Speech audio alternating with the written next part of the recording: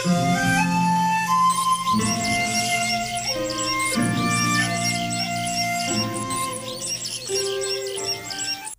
The lord.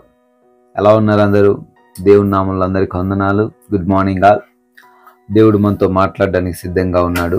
మీకు గ్రంథాలు మీరు తెరిచినట్లయితే మీకా 7వ అధ్యాయము 18వ వచనము.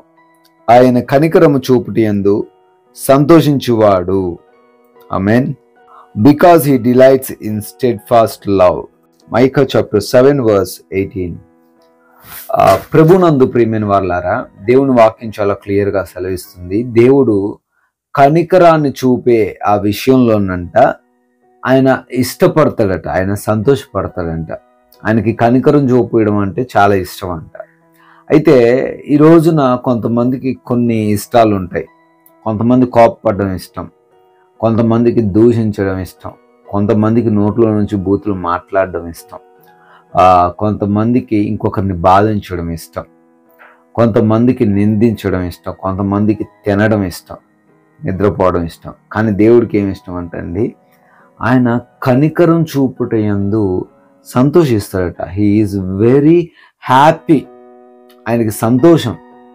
ఆయన నీ పైన కనికరం చూపడానికి ఇష్టపడుతున్నాడు.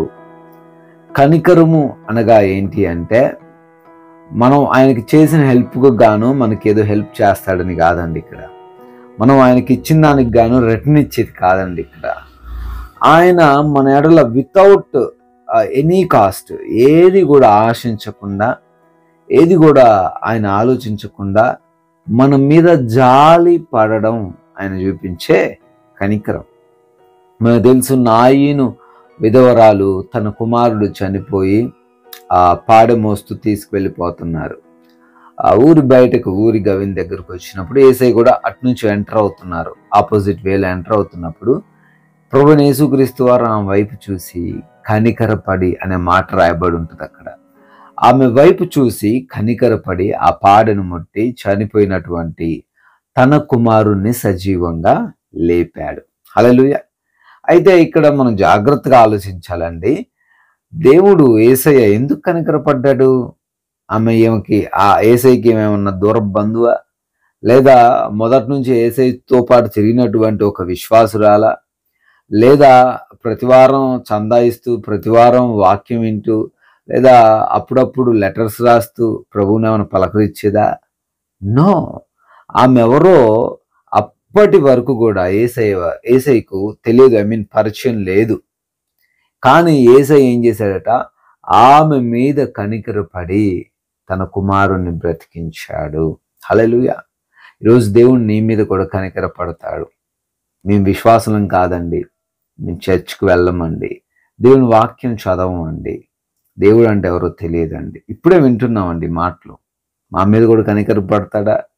మా మీద కూడా జాలి పడతాడా? మా పరిస్థితి కూడా మారుస్తాడా అనే ఆలోచన నీకుంటే, ఎస్, ఖచ్చితంగా నీ పరిస్థితిని మారుస్తాడు. నీ పరిస్థితులు, స్థితిగతులన్నీ కూడా మార్చేస్తాడు. ఆయన నీ మీద కనికరపడుతున్నాడు. నువ్వు పడుతున్న బాధను చూస్తున్నాడు, నీ కృంగుదలను చూస్తున్నాడు, నీ యథార్థమైన హృదయాన్ని యేసయ్య చూస్తూ ఉన్నాడు. ఆయన నీ మీద కూడా కనికరపడతాడు. ఆయన కనికరపడుట యందు సంతోషించువాడు.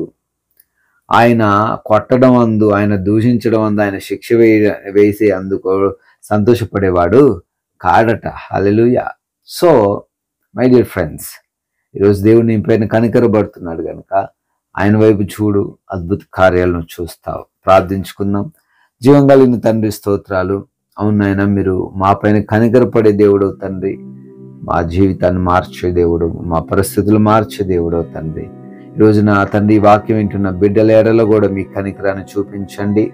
వారికి ఉన్న బాధాకరమైన, దుఃఖకరమైన, వేదనకరమైన పరిస్థితుల నుంచి వారిని బయటకు తీసుకుని రండి.